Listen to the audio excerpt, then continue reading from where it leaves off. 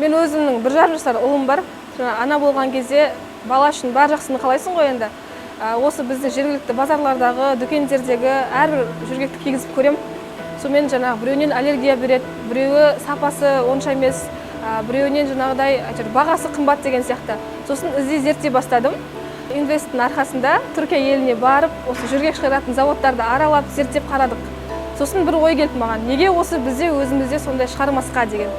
Ең біріншіден біз осы мән беретін нәрсе сапа.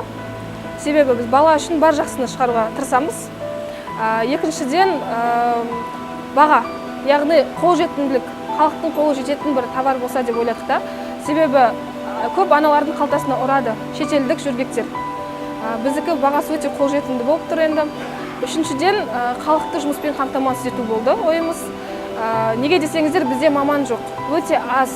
Біз қазір Түркия елінен арнайы мамандарды алдырып, осы біздің осы жергілікті Сайрам ауданындағы жас балдардың бәрін алып келіп, осы жерде үйретіп, оқытып жатырмыз. Жалпы бұл кәсіпорын Қазақстандағы алғашқы кәсіпорын болып табылады.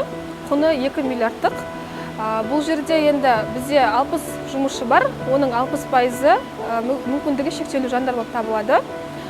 Технологиямызға келетін болсақ, ақш-тан, Германиядан, Италиядан алып келіп құрастырылған болып табылады. Ол европалық стандарттарға сай біздің жөргектер.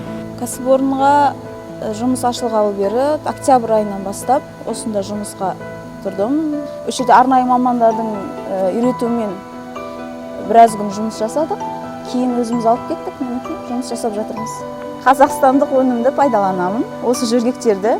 Себебі мен өз көзіммен көріп жатырмын. Бұл жерде барлығы көз алдымнан өтіп жатқаннан кейін қорықпай пайдалана аламын.